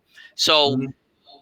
from what you were saying, Jinjin, it's that you want to make the least drastic change in temperature when you're dealing with the birds because temperature change is going to affect them totally. It's going to affect them. So Mhm. the adjustment that you made in the cockhouse, when you take him out the cockhouse, if he's out of the cockhouse for 10 minutes, you might have to make another adjustment. If he sits out Mhm. there 15 minutes longer than you plan, you may have to feel him again and make another adjustment. You constantly have Mhm. to keep your hands on a bird from what you're saying to Mhm. monitor the way this bird feel from the beginning to the end, huh? Right, right. Because temperature and humidity play a big factor on the body moisture of your chicken. Right. As simple as that. And it just because you have it right in a cockhouse, that doesn't mean anything. Because if he You're hadn't been gonna in the go. cockhouse for 30 minutes, it doesn't Uh matter. huh. It doesn't guarantee you that you're gonna be right on the ring. They're gonna feel Wow. right on the ring. Well, I hope everybody's taking note to that Mhm. because that's a very powerful thing and it's not seen a lot. So Jinjin, tell me this, because we're going to talk about moisture control, right? And in that moisture control, you said that's extremely important. Moisture control is Mhm. key, right? Mhm. And that's what you're pretty much feeling. When you're feeling him, that right feeling is when you know he got the right moisture, right? Uh-huh. So tell me this, Jinjin. We talked about even when you're healing a bird, you even make adjustments there. You told me a little funny story about, they had pellets one time you was at a show and a Uh-huh. bird got hit and he had it's out on a Uh-huh. out on the floor. Uh-huh. Many times, Guys, many times, many times. what Okay. Jinjin, tell us that let Jinjin tell you the story or at least one time this story. He told me this earlier. I was just cracking up. So Jinjin, what happened to you with those pellets that was all on the floor in the middle of the fight? Okay, we start in the cock house. We start in the Okay. cock house. Okay. This is the common practice of most of the cockers here in the Philippines. I don't know about the in the States. In Guam, they do this too. I mean, this is what they do. Okay, the runner goes to your cock house. They would say limber. Okay, you pull out your chicken from the the cage and you put it on a 3 by 3 pen, you limber. What do the people do in your cock house? I mean, what do? They get another chicken, show the chicken to the bird, the bird you're going to fight, and then they move the chickens. They show the chickens, and the ones you're going to fight, they would start moving. That's common practice. I don't know about in Puerto Rico, but in the Philippines, that's a common practice. But hey, I used to do that. I used to do that. But common sense again. Common sense again. Why do you do that? Mhm. Because why you do that? Because do you want to get your chicken active? Do you want to look at them to be sharp or? But hey, why do that now? The question is why do that? You do not want your chicken to pick in the cock house. Once they start moving, they start to be attentive and everything. They're really conscious about the environment. Let them do that in the ring, not in the cock house. So if they Mhm. tell you limber, then let it be. Just get used to the lights. Mhm. You do not want your chicken to pick in the ring, in the cock house. Mhm. So don't. For me, simply, hey, why do we do this? Oh, it's common practice. Oh, we've been doing this for a long time. Hey, Mhm. hey, common sense. Once your chicken picks, what's the tendency? It's up here. It's already there. What's going to happen? It's going to go down. So don't let your chicken pick inside a cockhouse. Okay. Mhm. Now we go to the healing area. Mhm. We go to the healing area. This is where I make my adjustments. Okay. I would feel the bird. Once I feel the bird, I know what to do with it. Maybe it's not perfection though. Maybe 80% of the time, I know what to do with my birds. Secret for me is pellets. Depends if they're dry, I wet the pellets, feed them. If they're a little bit wet, I feed them pellets. Sometimes a teaspoonful, sometimes a spoonful, or sometimes maybe more than a spoonful. Or Wow. sometimes six pellets, 6 pieces of pellets, 12 pieces of pellets. Or sometimes I don't feed them at all if they feel right. But what does a pellet do to your chicken? Okay. A pellet is like a sponge. Okay? It's like a sponge. You do an experiment. You put some water on the table, get a sponge, put the sponge there, and after a few seconds you lift the sponge. The water in the table will suck the sponge will suck the water in the table. Will Mhm. It's the way it is. I mean, pellets is like something you would. Uh, it's like your secret weapon. Mhm. It will make the adjustments for you. Once your chicken is wet, it sucks up the moisture in them only in a short period of time. Or the pellets would absorb the humidity or the moisture coming in there while you are on the healing area or while you are on the waiting area. Mhm. It's as simple as that. It's a sponge is an absorber of moisture. When you're in the ring and your chicken you let your chicken walk, and the way in the Philippines is different from the states and in Mexico. We let our Right. chickens walk. Let the chicken walk, and then the thing is once the pellets hardens like a ping pong ball inside the crap of your bird. That means to say it's holding the moisture. It's absorbing the moisture inside and absorbing the moisture coming from the outside. And you can feel your birds changing. Your bird would be. I mean, it's a feel that it's like instinct. I mean, I've learned this from a long, long, long years of experience that you know when when the bird feels right, it's like pushing your hands. I mean, the chicken doesn't want to be held. It's like expanding. And when you look, it's really attentive. And one thing, it relaxes them. I mean, if your chicken gets overheated, or you overwarm it up, or you kind of like you got them mad, or I mean, everybody knows when you're angry, you make bad decisions. Hmm. But if your chicken is relaxed, you don't let them. I mean, they peck or you heat them too much. They would tend to be mad and they would rush, and they would be dead. In the Philippines, they would be dead. Once your chicken rushed in the Philippines, they would be dead. So you have to have your chickens relax and you release it away from the other bit and let him do the thing. But hey, they lose, they win, but you got it there. But you cannot get them 100% of the time. Your 80% of the time that they would feel good, that's good enough for me. Hmm. Because let's say you have five birds, they wouldn't feel the same. They would not feel the same. Even though you feed them the same feed, same amount, same water, they're gonna feel different from each other. They're not the same. But you get them 80%, if you get them 100%, that's very good. But Hmm. keep putting them there in the right moisture, that doesn't guarantee you a win. Right. But at least you got there, and there will be no one to blame because Right. you did all your best to get Right. your chicken there, and that's it.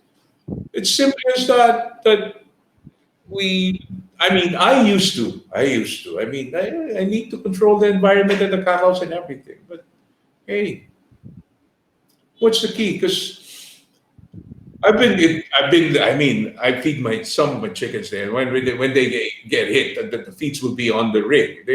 People will be laughing at me. But hey, I did it.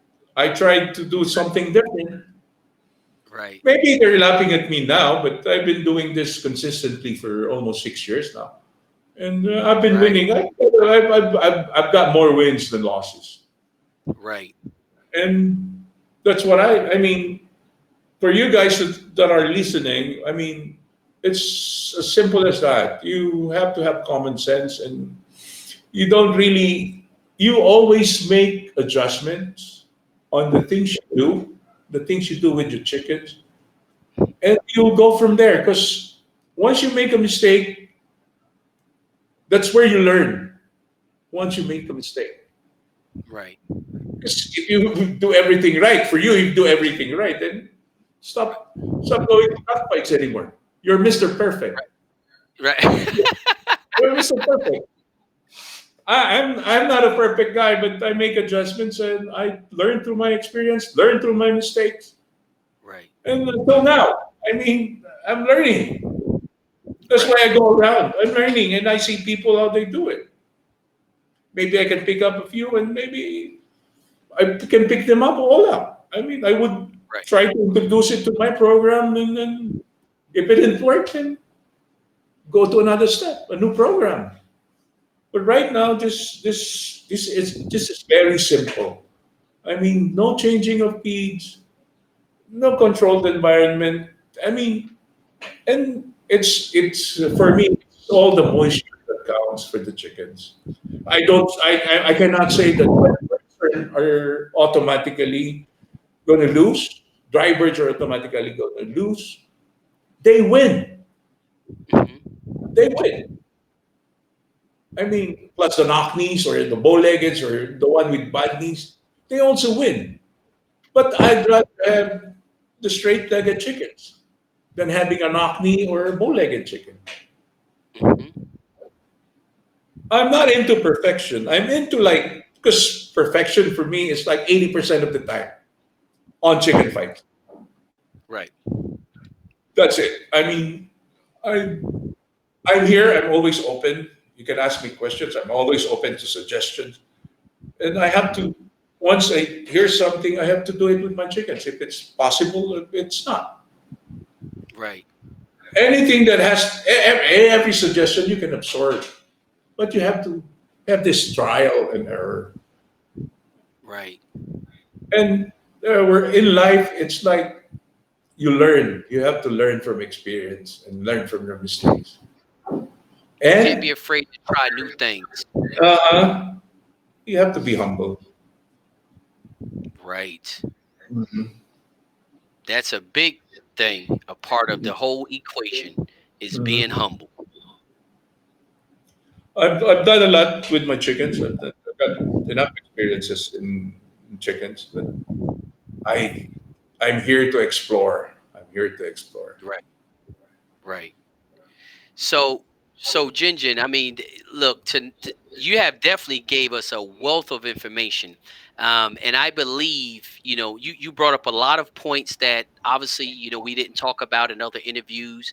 Um, Mhm. and I think a lot of the viewers, and they're going to be talking a lot after this interview is over. As you can know, they have a lot of questions in the comment section. If you can get around to them to get to them, that'd be great. But some of the things that you talked about, and I know for me, taken away is you believe from your success over the last, what you say, 5, 6, 7 years, is when you start to simplify your program, because you talked about you want to have a good program with your birds, right? You And you don't said when you overdo kind of it. You don't overdo it. right, don't overdo it, and you talked about having a simple, as you simplified your program, things became more consistent and easier to Mhm. manage, huh? Yes, it is. It's done good for me. I got a higher percentage of winning. Right, right, Mhm. right, right. Jinjin, I'm telling you, it's been amazing, man. But what I want to talk to you also about too, kind of our last topic, Wait, because wait, I know there's a wait. lot of I just want to uh, tell one more thing. Okay. yeah, In the Philippines, I mean the big boys, they buy the best birds, they have the best handlers. But the thing is, what's their percentage? hmm They're like under 60%. Even under though you have the 60.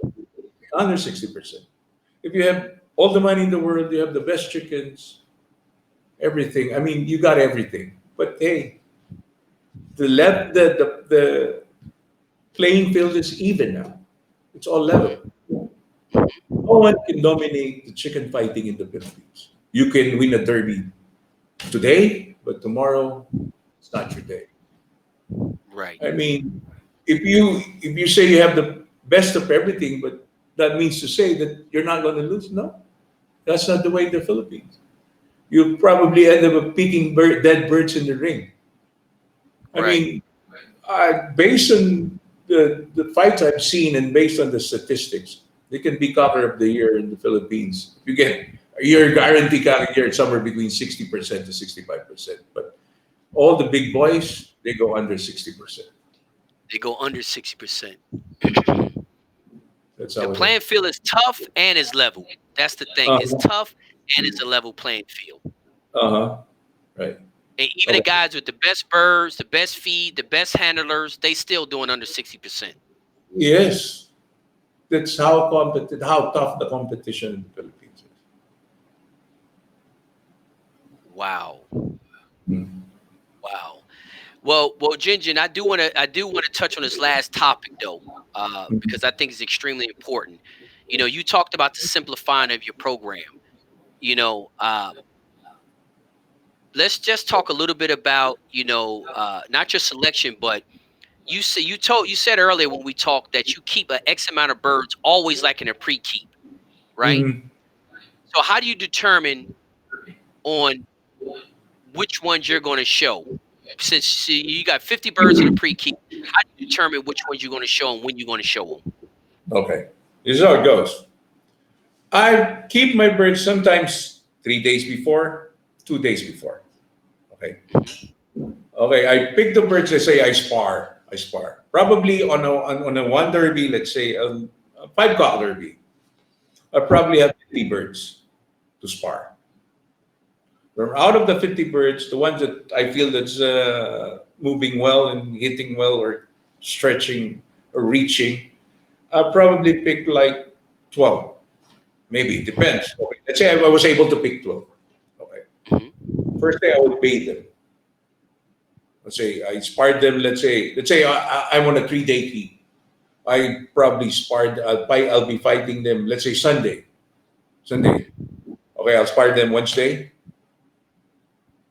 I'll pay them Thursday. Hmm. I'll rest them Friday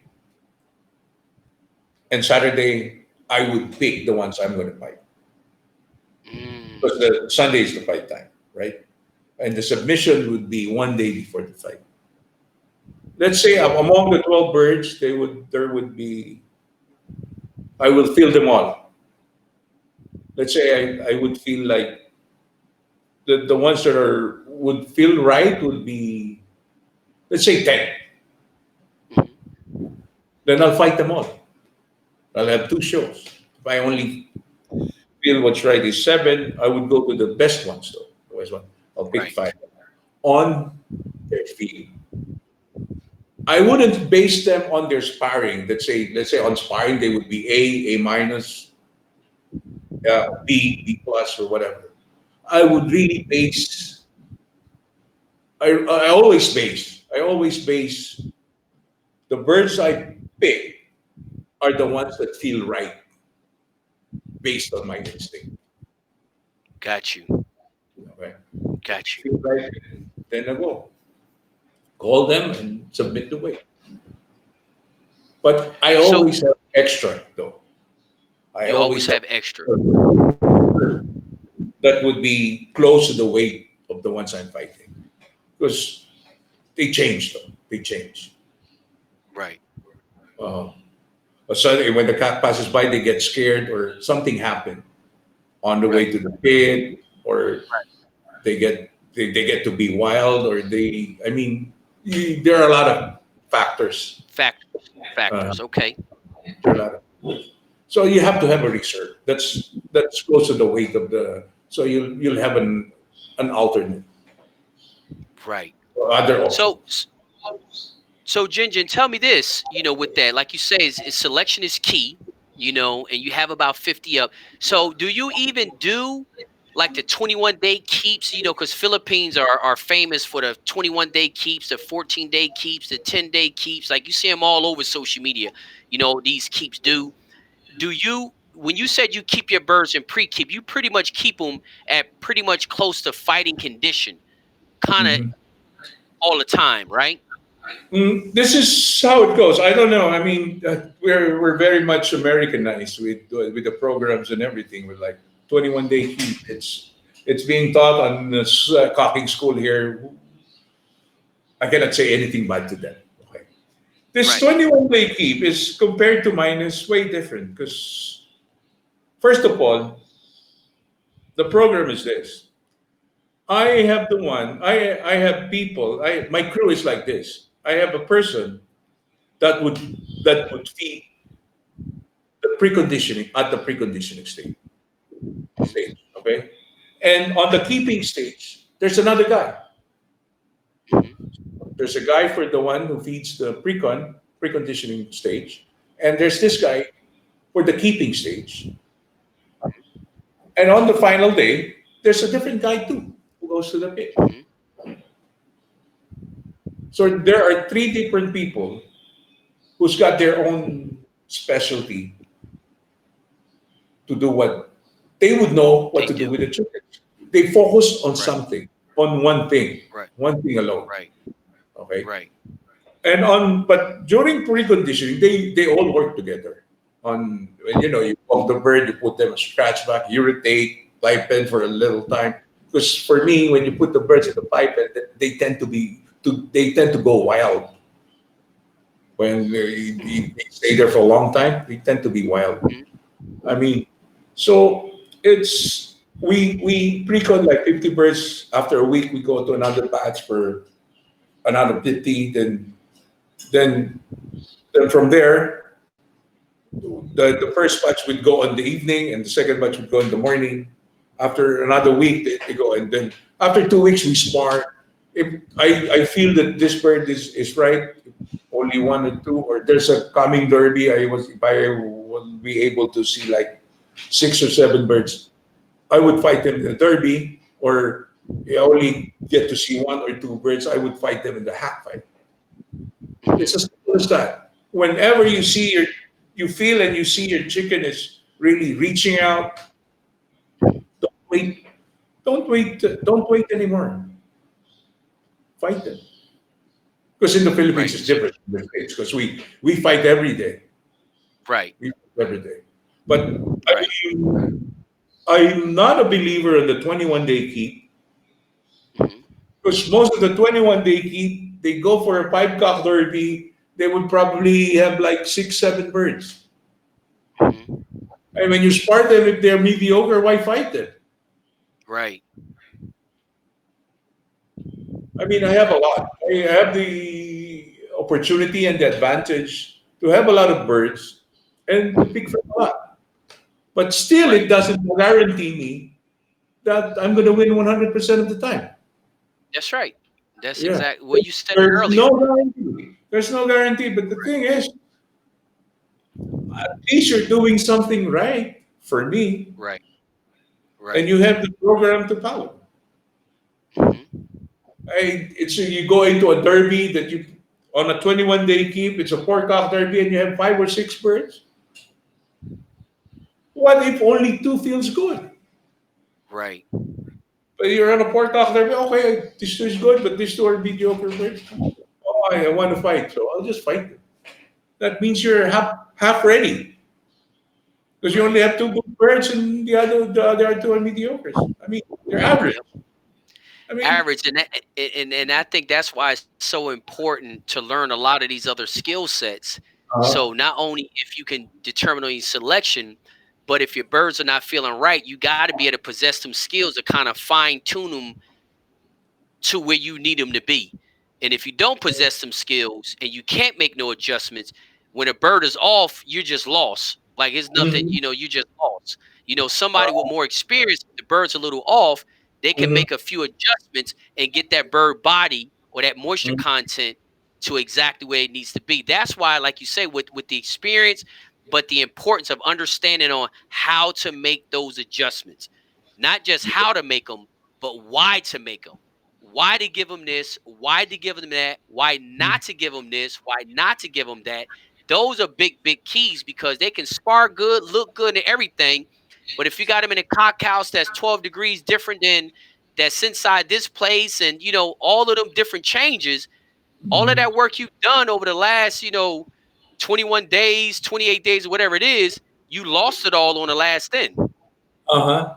That's when you make a boo boo, man. That's when you make a boo boo. But So things do tell me this. happen. Things do happen, man. Sometimes You think? you make mistakes. I mean, you're oh, Right. yeah, but you have to be honest enough to admit it to yourself.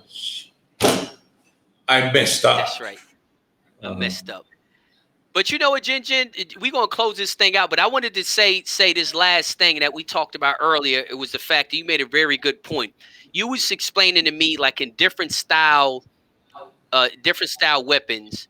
Like we were talking about short knife, and you were saying in short knife they got to be healthy. They really got to be healthy. They got to be game, and they really got to be healthy, and you got a pretty good chance. Is that what you? Why you kind of feel like that with the short knife? It's the short knife. Sometimes, most of the time, it goes to over a minute. Most of the fights, Hmm. like the long knife, they go under a minute. Okay, Hmm. they have to stay healthy. Like me, because I know all my birds and my handlers, my breeders and my handlers know all my birds. Once that bird got sick when he was young, or he was little, or he was a stag, oh, that's not for the derby. We keep it, fight it in a half fight, or give it away. Mm. That's how I do it. Once my bird got sick when he was young, or when he was old and he got sick, might as well give them away. There's no, they're not going to lose, but they can win also. But don't keep it for yourself. For me, I'd rather give them away and let them fight at my pace. I still make money for that. Okay, because they Right. fight. I mean, So so it's it. But keeping your birds healthy, that means to say they're good enough. I mean, some people oh, I need to give them vitamins and everything every day, vitamins. What? Because you're making the what you call this the poultry supply rich or this branded thing because you're buying all their vitamins. You don't need those things. For me, maybe they have a different opinion. But if your birds are healthy, why give them vitamins or give them? You raise them right. Then mhm, they did not get sick mhm, and they're performing well. Why? If you're overdoing it, if you look at them, they're healthy. They don't need anything. Why give them something that they don't need? right, Everything in excess is bad. I mean, right, wait, you look at your bird, why do you give them B complex? I know they help though, but right, your birds are healthy. I mean, you raise them. right, Why give them something that they don't need because they're already there? right. Yes. Yeah. Mm, I mm, wanted to close the point out with that because when we talked about that, I'm big on the health. I always say, listen, I made a t-shirt that says no to drugs and it has a chicken on it with a syringe, because uh-huh, I'm all about natural, keeping them mhm, healthy. I always say health, health, health, health, health. You got to keep the birds healthy all of the time.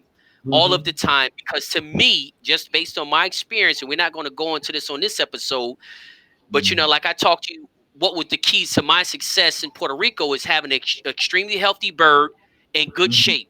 Because I don't really know, I can't get down the point and aspect of it and all that, but I know my chances are very, very good if my bird is very healthy and he's in good shape. I got a really good chance, and that's mhm, pretty much what I bank on. It's other things. Our system is different, so we can't make adjustments because we don't have access and all of that.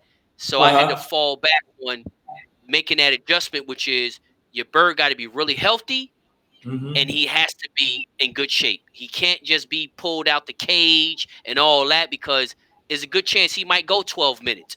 And pulling him mhm, out the cage, he's not going to be strong from 1 minute to 11 and a half minutes. That's not going to happen. I don't care what breed he is or anything like that. That's just not going to happen. He ain't got 12 mhm, minutes of throwing blows nonstop. That's like a boxer. He can't punch no punching bag nonstop for 12 minutes straight. That's why mhm, they had 3-minute rounds to give him a little break. Imagine if mhm, they have a 3-minute round, say, okay, fight for 12 minutes. They ain't in that kind of shape. mhm, Even these professional MMA fighters and all that, they got 5-minute rounds, 3-minute rounds. Why they just don't have a 20-minute round? Because they mhm. just can't take it. So, but yeah, Jen, listen, this been a look, we almost had 2 hours. This been and we talked about basically one topic, which I think is good. We gave these guys 2 hours on moisture control, keep, feed. I mean, that was all it within preparing them for Mm. showtime. 2 hours on talking about that. I think that was probably the first time it's been we have done that. Spent 2 hours on one topic. But I hope the guys that's watching, which I'm pretty sure from the comments, they have learned a lot. There's a lot of information that you put out there. You gave us a lot of understanding of why certain things are done certain ways. Talked about the importance of moisture, how to control moisture, your keep program, your feeding program, how you make adjustments, why you make adjustments, temperature control. So we covered a whole lot in this 2 hours. I'm pretty sure these guys are going to watch this interview over and over and over to grasp. And it'll be a lot of stuff that they can take out of it, and some of the stuff may not apply.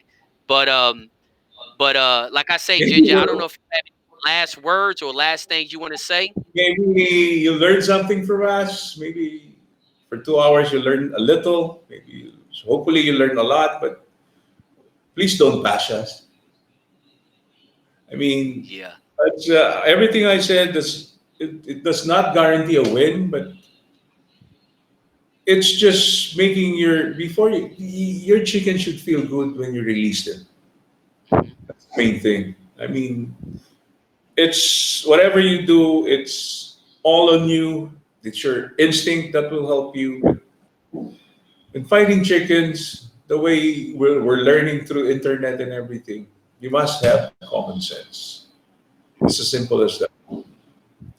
if you wrong is wrong, even even though people are doing it, but wrong is wrong.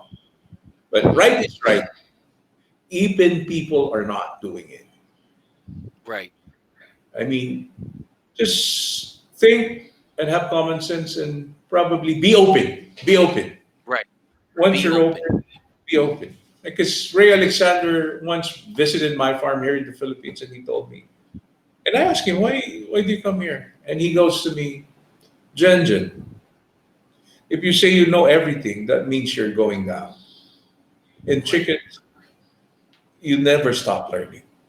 That's why I'm here. Old, I'm here, but I never stop learning. So for you That's guys, right. I mean, don't stop learning. Hmm. Yeah? You learn from your mistakes. Hmm. All right.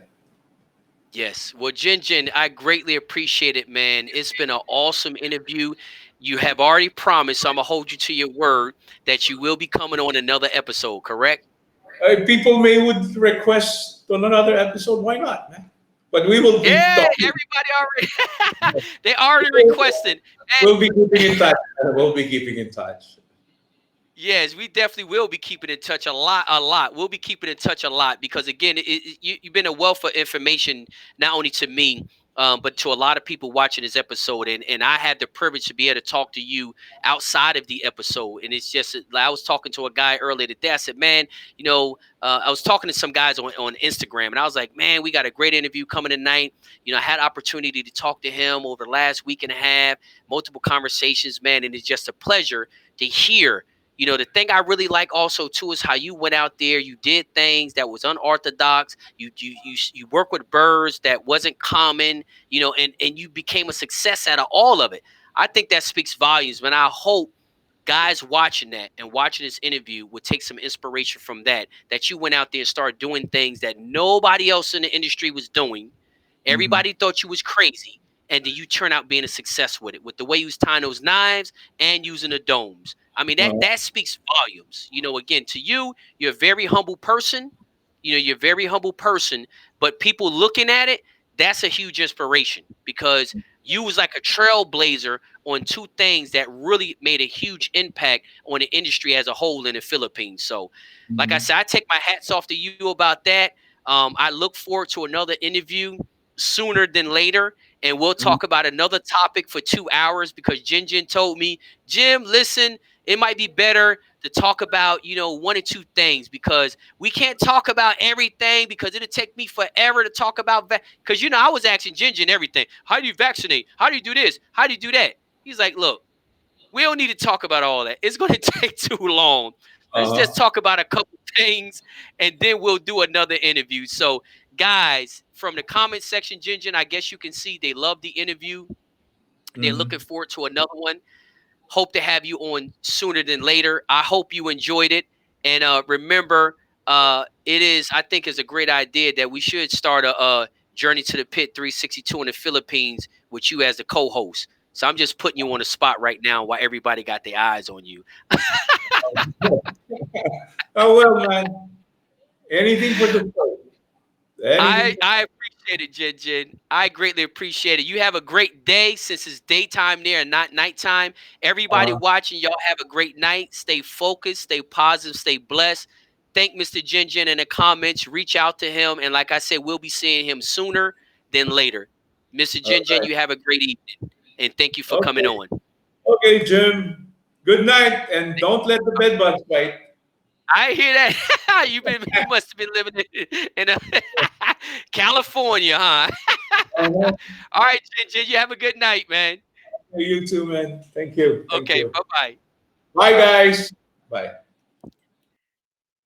All righty, guys. Man, that was an awesome, awesome interview.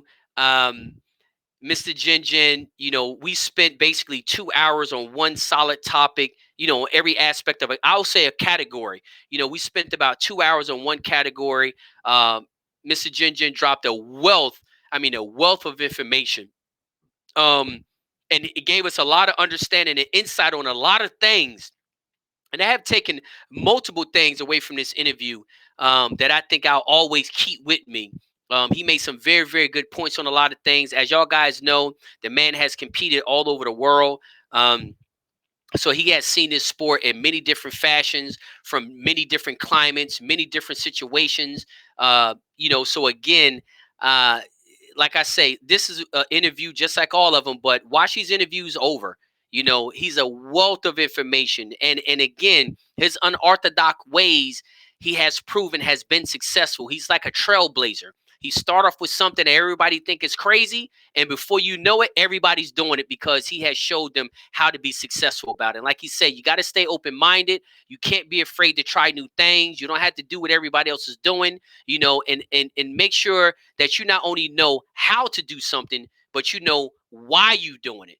And again, if you go back and watch this whole entire interview, it's a wealth of information. But not just the key things of how he's saying how to do things, but understanding his principle and his philosophy and his approach to this sport. So, guys, it's been another great episode. We have more coming. I will go ahead and post up the next special guest that we have, but we'll be seeing Jin back on the show again. And like I said, we have I'll probably be posting our next guest tomorrow and let you know the date and time for that. It'll probably be next Friday. It may not be pushed out that far. We'll see, because we have a stack roster right now. We got a stack roster of a lot of guests that we need to get on the show. And if I do it every week, it'll be all the way until September till we see some of these guys. So I might even start doing 2 interviews a week. We'll see. And guys, remember, we still got to finish out the next generation with the rest of the youth, the up and comer game fowl breeders. We still have some more of those on the list that we got to get through also. So, don't be surprised if we're doing interviews next Wednesday and Friday for the next couple weeks. So, like I say, stay focused.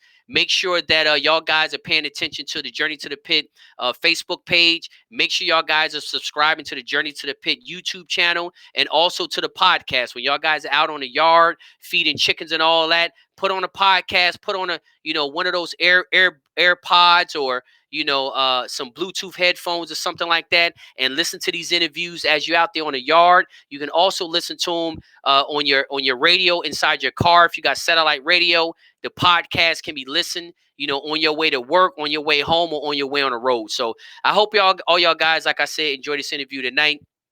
Mr. Jin to try to get to some of the questions in the comment section when he does have time.